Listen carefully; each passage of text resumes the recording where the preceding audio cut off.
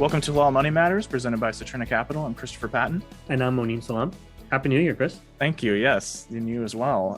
Yeah, I was in very bitter cold Chicago. There was a conference that I was attending. Oh, If right. you remember in the last episode, I told you that I was going to be going and spending Christmas holidays at a conference, and I did. And it turned out to be really good. It's New Year's. Are you setting goals? Are you a resolutions guy? Not particularly. I mean, I do have things that I'd like to be able to do by the end of the year, but I don't typically write them down. And I just constantly keep them in my head, and certain things, and then they kind of do. And I know other people are like those that actually write them down, and really kind of just stick to them and kind of come up with a game plan, that type of thing. How about yourself? I guess I'm somebody who likes to make maybe too many goals. You can always roll them over into the new year, I guess. Yeah, right? Exactly. But some people get very into making very specific goals, and there's an economy built around New Year's resolutions, making changes, changing your life, and that sort of thing. Absolutely. I mean, like, how many people, sign up for a gym membership for like 12 months and then I'm going 2 days, right? Yeah, exactly. Like you said, there's a whole economy built around it. So we have a guest today that's all about maximizing potential. Wrote a book called Chasing 100, which is about getting the most out of every day. It might sound somewhat similar to an episode we recently did about productivity. I can tell you it's not the same vibe on this one. I think what we learned afterwards, at least what I did, was they're coming at it from two different perspectives. And, you can maybe adopt both, or you can take good things from one or the other. But I think hopefully it'll benefit a lot of people. Yeah, we spoke with Adnan Jalali, the CEO of the Jalali Group, focuses on leadership coaching and training. He's got a background in education, which I like. I think that's cool. Master's in education. He's got a different vibe about kind of making your goals work for you. And I think that probably will help a lot of people as we get into the new year who feel obligated to set very specific and kind of arbitrary goals. Yeah, let's do this.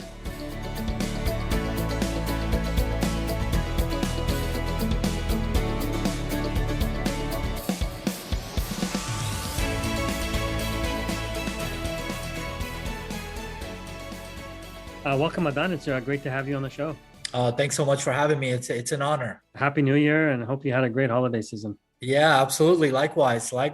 So, I wanted to start off and really talk a little bit about, during the beginning of the year, people always are of the mind frame of, I want to be able to, set some goals up for myself, or this is the year that I'm going to be a different person, those type of things. But I really, in our conversations we've had in the past, I really like your angle of the way you come into this kind of whole framework of really redefining who you are. So if you don't mind just kind of starting off and just kind of telling us a little bit about that framework.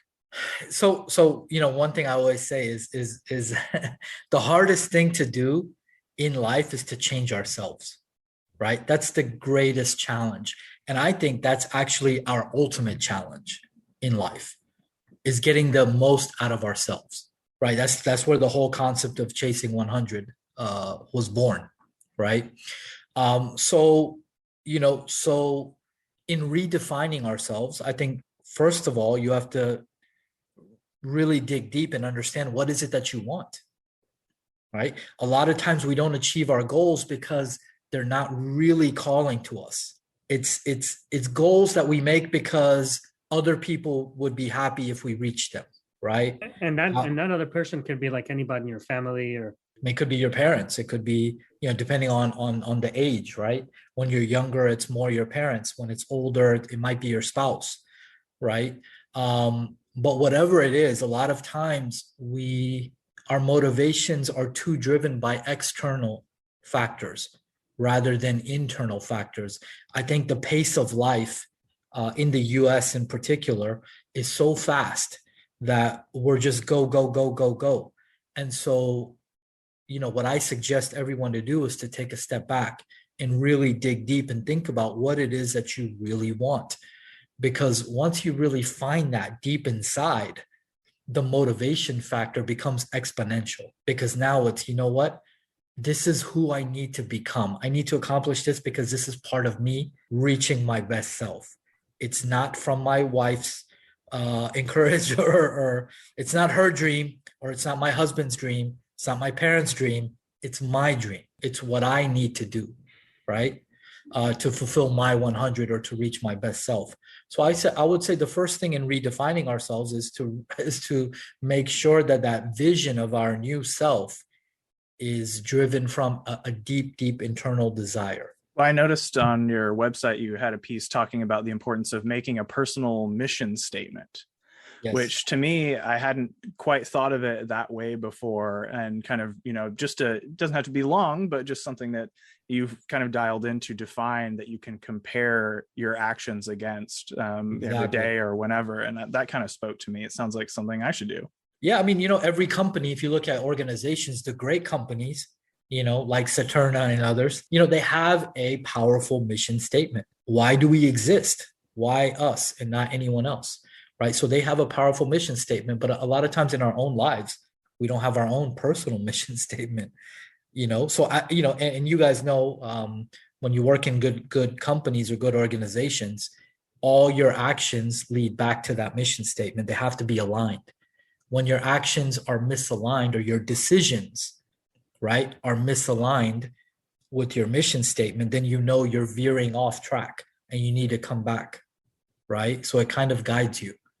So I feel the same thing as individuals. We need to have a personal mission statement that kind of, when we go off track, it kind of pulls us back to where we need to go, because it's normal. As human beings, we're going to get off track. It's not an if, it's when. So for example, my personal mission statement is to positively impact as many lives as possible through leadership, education, and love, right?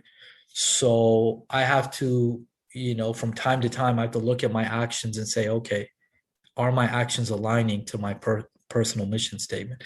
And if they're not, that's when I have to, take a hard look at the mirror and make the kind of changes that I need to make. But then, that's a great statement. I'd love to adopt it for myself. But how long do you think it took you to come up with that? One thing. And the second thing is, how often do you revisit it? So it's great questions. This whole concept of chasing 100, or what I really want in life, and defining who I am and defining my core values, my personal mission statement, all these things, it's a process. I don't want to throw out a timetable, because for everyone, the process is going to be different. Some people, it's going to take years, right? Some people, it's going to take months. Some people, it's going to be automatic, right? My process was probably, in terms of defining who I wanted to become, ultimately, and what really drove me, it probably took between 6 to 9 months, me personally. So second part of your question. So I'm a little different, right? I think, Monam, you're super, I can tell, I've known you for a long time. You're super organized and very much, like, hey, at this time on this day, I'm going to revisit that. Obviously works well for you. I would say organically, it probably happens every couple months, but I don't have it in my calendar per se. I'm not against that. I think that's actually a better idea. But just being around Mona makes you a better person. You see that? See that? Yeah, he's not even saying anything, but I just, So yeah, I would say me personally, probably every couple months. It's really funny. Way back about 20 years ago, similar to missions, I didn't do a mission statement, but I did write down like, most people call it a bucket list. I called it a wish list, right? And I broke it down into like spiritual, social, and then personal. Yeah. And the interesting thing is, I don't look at that thing but once every 2 or 3 years. Okay. But it's subconsciously in my mind. Yes. And just the fact of me writing it down made it subconscious enough that you look at it and go, oh wow, yeah, I did have that in my goal, and I did it. That I was able to finish it, kind of a thing. That's very powerful what you just said. I mean, I obviously I have them written down from a long time ago. And I do, as a matter of fact, I do write little things in my journal very often. It used to be daily when I first started, kind of redefining myself and changing my life. I needed to do it daily, right? But now it's kind of like you said, once you do it so often, it kind of just becomes part of who you are, right? It's like that statement that we say, until you make what's unconscious conscious, you'll keep getting the same results you've always gotten. So you have to turn that unconscious. You have to consciously rewire your unconscious. I'm sorry, this may be a little confusing for your audience members because it's a deep concept. No. I mean, I think I think it's very powerful what you just said, and so kind of taking that into in the new year that we're in now. We've been living through fairly unprecedented times. Absolutely. And people have had a chance, the opportunity to be able to revisit themselves and and really trying to figure out what's really important in their lives as well. Yeah. Yeah. To add, so consciously, in the beginning, when you're trying to redefine yourself and you're trying to change yourself and you're trying to make a new direction, you have to consciously do that on a daily basis, whether it's writing in a journal, whether it's, those habits you have to be extremely conscious of it and cognizant of it initially, until you do it so often that it just becomes part of who you are, how you roll, right? Or what we say is your unconscious. How much of the work you do with people is professional versus personal, and can you even separate those two things? It's another great question. You guys are asking phenomenal questions. So it's both. It's always both. I'm a big believer in, you can't be an absolute beast at the workplace and just super positive and amazing and fantastic, and then you go home and you're just a completely opposite person. That doesn't, you can't do it. You can't do that for an extended amount of time. You can fake that for a little while, but that doesn't last. You are who you are. I always say people can't hide from who they are, who they really are at their core. And so the work that I do in terms of coaching is always both. It's always a mix of professional and personal. And at the end of the day, there's a very powerful saying that I live by and that I teach my clients is, the world doesn't give you what you want, it gives you who you are. So the more you become, the more you work on yourself, right? The more the results in your life are going to change drastically. Have you seen Ted Lasso? I have, yes, of course. When you said about, nobody can be like, bubbly on the outside and then go home and read, it kind of makes me think of Ted Lasso. I mean, as an example of that. I mean, he's, just that has an outward personality. Things going on in his life that kind of bring him down. Yeah, absolutely. No, it's one of my favorite shows. Chris, do you have anything? Not a follow-up on that exact point. Okay. I haven't seen Ted Lasso yet, guys. Got me. Busted. What? Come on. I know. You're slipping, man. You're slipping. Yeah. It's interesting. I started watching the show after reading an article in the Wall Street Journal about it. Yeah. I'm waiting for your article, 10 lessons you can learn from Ted Lasso. You know what? That's a great idea. Monam, you see, thank you for doing me this favor of having me on your podcast. Because I'm going to do that. I'm going to do that. But let's kind of bring it down a little bit, maybe closer to earth, and really talk about, lists or, things that you want to do. Is it about lists? Is it about like writing down, like, these are the 10 things that I want to change in my life? Or is there something more kind of nuanced than that? Yeah. So I look at it in a couple of ways, right? I break life down into different categories, right? Like kind of like what you said earlier, right? You have your categories.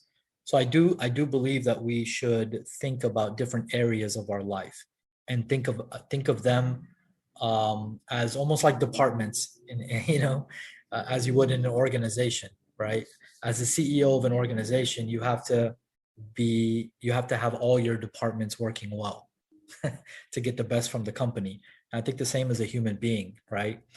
You have your career, right? Which in the US is a huge part of who we are. I mean, everywhere in the world, but specifically more, I think in the U.S. because productivity and accomplishment is so much a part of our DNA, right? As Americans. So I think, career is one thing, right? Then you have your finances. I separate those two, right? I mean, you guys are the expert in that.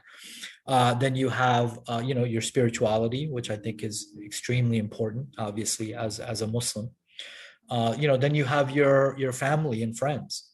How are your relationships with your family and your friends, right? I think that's a huge thing, so many people that I've worked with as business owners, leaders, behave a certain way because they never addressed, certain issues that they had in their relationships. And then that seeps into their business life. Right. So relationships is another bucket that I look at separately. How can I improve my relationships with family and friends? And I think friends, especially as men, as we get older, I think sometimes we get caught in our silos, and I think we forget how important having close friends are and spending time with friends. Matter of fact, I just had a meeting this weekend with real estate entrepreneurs throughout the state of Texas. And so they came together here in Dallas, and we just had a conversation. And, you could see that everyone values that because they don't have that. Everyone's in their own little silos. And, they have their families and they have their employees, and that's their world, right? And so anyway, sorry, I'm going into a little tangent. That's kind of how my mind works. That's fine. I think if we're talking about the different departments, I think that's, and we're talking about, not really being able to fully separate your professional side from your personal side. It's all part of the same thing. And I know for me throughout the pandemic, like trying to manufacture safe ways of getting together with friends. And that has become, for me, it's a disc golf. Yeah. I just got way into it. It's like, all right, we can be outside. We can Yeah, stand far exactly. apart. We can still hang out. Like I need that bucket to get filled somehow. So absolutely. And it just gets harder every year to do it. And especially the last year and a half. So absolutely. And, and they've done, extensive research on people, talking to people on their deathbeds and what is it that they regretted. Right. And, the main thing that they regretted was not spending more time building their relationships. Right. I mean, it was the relationships that they really, really valued more than anything. Right. So, so that's a huge bucket. So friends and family. And then I put your relationship with your spouse, in a different bucket, because that's a huge, that's a huge other aspect of life that requires its own focus and attention. And then on top of that, then you have your health, obviously. So yeah, so that's how I look at it, Monam. I look at it as all these different areas, and then I kind of work out how I want those areas to look. And then the second thing I do, once I look at, into all these areas, then I look internally. Is that who do I need to become to fulfill all that? Right? What books do I need to read? What podcasts do I need to listen to? Right? Who do I need to be around? What kind of relationship I need to have with God to be able to fulfill those things? In my So, book, I want to focus on this one area that you talked about, which is your finances, since we're all talking about Absolutely. it's just a financial podcast. Sure. So typically, it's like, most people, what are they looking for, right? Okay, they want to get out of debt. Right? Yeah. They want to have a maybe better idea of where their money is going on a yearly basis, right? And then the other one is they want to be able to save some money, so that it's like getting out of debt and then getting into that hurdle of basically saving the money. Yeah. So what are some pitfalls that you've seen in regards to that? Is it an overreach? They ask for too much right away, or what are some pitfalls that you've seen people falling into? In terms of finances or money, I mean, you guys are the experts on that. I mean, you guys have seen it all. In terms of what I've seen, most of my clients are extremely wealthy, or all of my clients, not most, all of them are extremely wealthy. Is interesting. I worked in education. My career was a teacher for many years, and a school principal in small private schools. So, I was not wealthy by any means. Well, we all know the teacher salary, especially a teacher who likes to travel a lot, right? So like, I would, so I needed to make a change financially if I wanted to be, more successful moving forward. So I do make a distinction between wealth and income. Like, okay. Like for example, like a person can have a lot of income and still be dead broke, right? I mean, because they're constantly living off a paycheck. Whether you're making 20,000 or 200,000, you can still do that. Whereas wealth is something that you accumulate over time, right? And it's something that you fall back on and those types of things. So how are you defining it when you say, because again, and the opposite is true too. I know very, very people who make very less, but you would think they're wealthy just because of the way they live and the way they treat money. It's 100%. Well. So when you're talking about your clients being wealthy, are they truly wealthy, or do you come across people that have income but are not really, they're just in debt and they're just trying to pay off whatever they have in debt? So my clients, like the ones I deal with, are very wealthy, right? They are truly wealthy. Okay. My point in kind of talking about my background was that I had to get around wealthy people to understand money.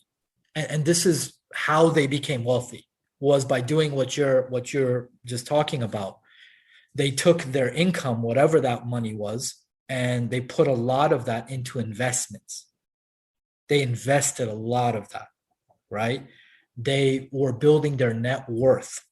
No, I think that I think you're raising a good point. I'm just trying to think about it from perspective of, let's supposing you did have a client who was, in debt, and one of they came to you and like, Adnan, it's like, this is really eating me alive, and it does, right? Because I mean, debt, especially with the interest part of it, it sucks 100%. out everything from your life, whether it be, we have an episode on baraka of money, and so Yeah, it sucks out the baraka of your of the money that you have. So what 100%. would you tell these people? Like, what would be the Yeah. advice to them? So I mean, I'm not a financial coach, Sure. right? So I would probably tell them to call you, to be honest with Good you. answer. Very good answer. No, honestly. But I mean, I think even from a spiritual lens, we're very much against debt, right? Like the Prophet Muhammad made a prayer.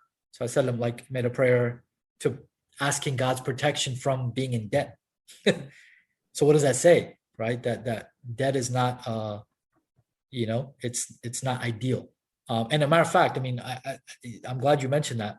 Out of the 11 guys that were in the room this weekend, the real estate entrepreneurs, almost all of them work purely on cash. Wow. Which is very rare to meet people who are buying commercial properties on cash. And so goes the myth about, the myth about you having to get into debt for a listing goes out the window. Because they believe in that. Yeah, that's right. They believe in that aspect of barakah. Yeah. That look, okay, it may hurt me initially, it may be harder, not hurt me, but it may be more difficult. But there's an unseen blessing in making those efforts. Regardless of whatever level you're at, if you want to build better habits, I mean, it seems important to have goals, whatever those goals may be. So how important is it to set specific goals, regardless of whether the goal is to like leave a massive legacy or to just get out of debt? Sure. So you talk about specifically financially.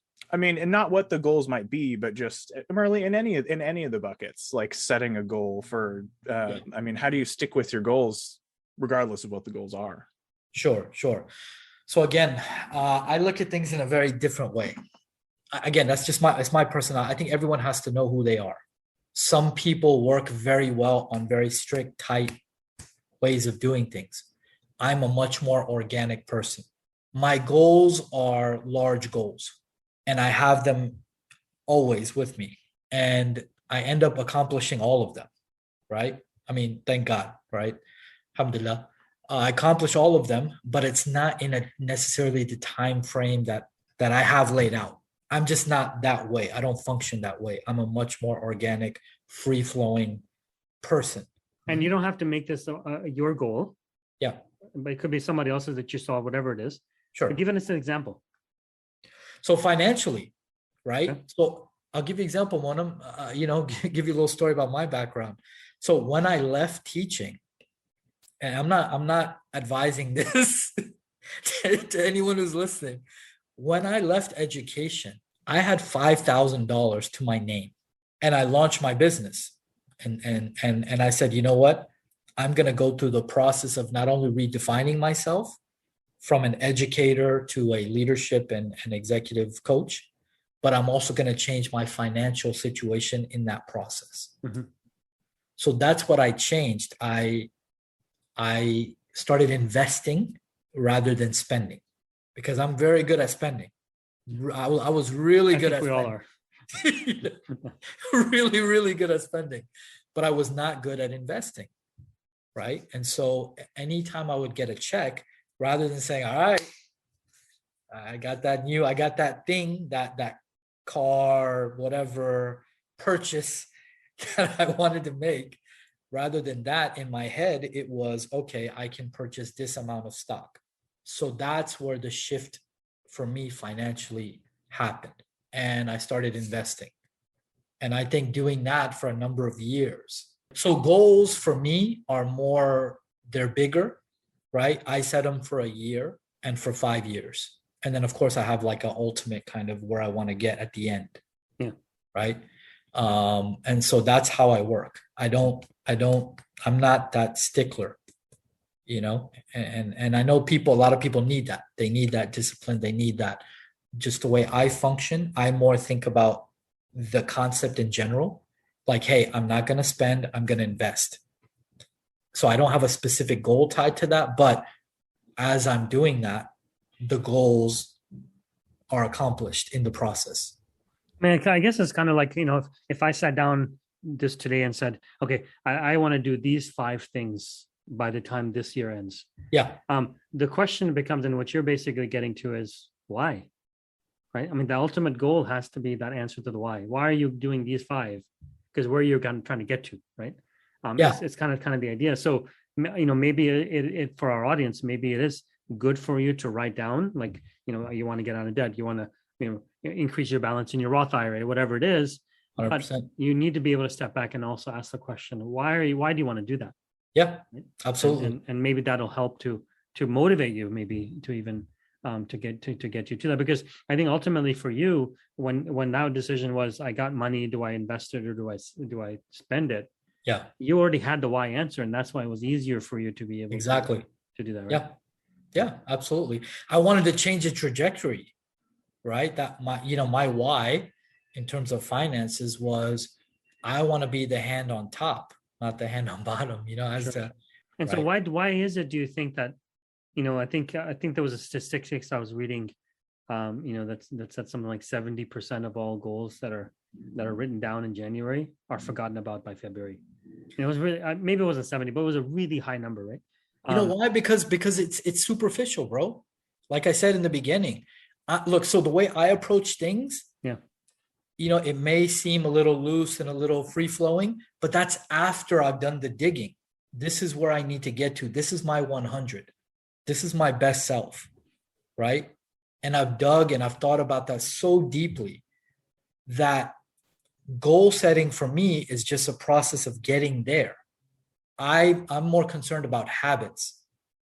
So like now, just the fact of that, I changed my mindset and I changed my habits. As you know, as investors, as veteran investors, much more than I know, one investment can change everything. So what happens is I look at it like that. I need to change me. I need to change my habits. As I change my habits and the way that I deal with money, those goals are going to come. Alhamdulillah, I hope you understand what I'm saying. I know this is totally really kind of conceptual. But you're right. And I just want to make one clarification, sure. And that is that and I can totally understand. I mean, if you put it in the context of, if I don't answer the question why, now obviously my goal is going to fail because I don't know why I'm motivating myself to wake up at 6 o'clock in the morning to go work out, or why am I not spending it on my latte rather than putting into investment? So there's that the motivational factor that's there, right? Yeah. But then at the same time, you also mentioned that you personally, I think you said you personally have this 1 year and 5 year goal. Yeah. To absolutely. be able to get to that ultimate. So yes. Tell me again. Tell me more about this 1 year goal. What's the accomplishment? Is that the baby steps you're taking to get to your thing, or is it something else that's going on? Yeah, exactly. I mean, I'll set 1 year goals. I know, and this is very counterintuitive what I'm gonna say. Most of what we hear is the complete opposite. Yeah. My approach is based on who I am. I live a very free flowing life, as you know, Monam, right? And so my 1 year goals, I have those set goals, but to me, it's about progress more than reaching those exact goals. It's more about progress. Right. So it's not beating yourself over the head if you didn't accomplish it. It's more about how far have I come? Exactly. More importantly, what's underlying those goals? You see, that's why what you just said, the 70%, they don't know what's underlying that goal, right? They don't have that big picture in their life. They don't have that vision of their roadmap ahead. They don't have that clarity. So because they don't have that clarity and they don't have that underlying understanding of themselves, right, and where they want to take their lives, that goal becomes very not heavy, right? So if you're somebody, I mean, who's caught up in the New Year's, I've got to make a list of 5 things, and someone told you that you should make a list of things that you need to accomplish. Sure. I mean, I guess what it seems like you're saying is, rather than get caught up in that, to just look inside yourself. What do you want long term, and to think about ways to move in the right direction that work for you and are not on someone else's terms. Yeah. Sorry, I know it's very It's not unconventional. I know everyone talks about this and this and doing it structured in this way and this way. I'm just very different, right? And in that process, all those goals will be accomplished because I am someone different. So then I do want to ask you one thing, kind of tying a little bit together and kind of moving it to the next level, which is, for yourself, you mentioned you were able to accomplish that. You're also hanging out with wealthy people. A lot of those people didn't get their habits from their parents. They kind of developed them on their own. Exactly. And now there will be, obviously, they're going to eventually pass away, and they're going to be a generational wealth transfer that's going to happen. So, what kind of habits do you think you would want to tell them to try to instill into their children, so that they're not back in the same cycle, and they're not talking to little Adnan Jr. about changing their life? Sure.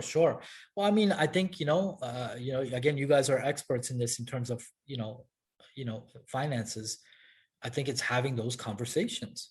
The only conversation about money I had growing up was money's not important. That's all I heard, right? Well, I think it was said with good intention. Hey, your faith, your family, all those things are priorities in life. And I thank God for that lesson. But money is important. And I think economic empowerment as individuals and as a community is wildly important. If money wasn't important, why would we even be taxed on it from zakat perspective? So you're 100%. Absolutely right. 100%. So I would say have those conversations. Teach them about financial intelligence, about being financially intelligent. Teach them about investing. Recently, my niece got married, and instead of giving her money, I gifted her stocks, things like that, so that they start understanding that, look, if you're thinking long term, you need to start now. Like, I'm not a productivity hack guy. I'm not about that. I'm about, do you really understand what you want, where you're going, live that way, and then eventually all your goals will be met. No, thank you for your time. No, I appreciate you guys, man. All right. Take care, man. All right. Nice meeting you, Chris. Good to meet you too. Thank you. All right, man. Take care, guys.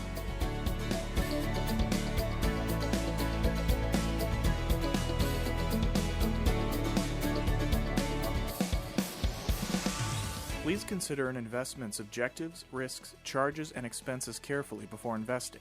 To obtain this and other important information about the Amana Funds in a current prospectus or summary prospectus, please visit amanafunds.com or call toll-free 1-800-728-8762. Please read the prospectus or summary prospectus carefully before investing. The Amana Funds are distributed by Saturna Brokerage Services, member FINRA and SIPC, and a wholly owned subsidiary of Saturna Capital, the investment advisor to the Amana Funds. Investing involves risk, including the risk that you could lose money. The Amana Funds restrict investments to those companies consistent with Islamic and sustainable principles, which limits opportunities and may affect performance. This material is for general information only and is not a research report or commentary on any investment products offered by Saturna Capital. This material should not be construed as an offer to sell or the solicitation of an offer to buy any security in any jurisdiction where such an offer or solicitation would be illegal. We do not provide tax, accounting, or legal advice to our clients, and all investors are advised to consult with their tax, accounting, or legal advisors regarding any potential investment. Investors should not assume that investments in the securities and/or sectors described were or will be profitable. This podcast is prepared based on information Saturna Capital deems reliable. However, Saturna Capital does not warrant the accuracy or completeness of the information. Investors should consult with a financial advisor prior to making an investment decision. The views and information discussed in this commentary are at a specific point in time, are subject to change, and may not reflect the views of the firm as a whole. All material presented in this publication, unless specifically indicated otherwise, is under copyright to Saturna. No part of this publication may be altered in any way, copied, or distributed without the prior express written permission of Saturna Capital.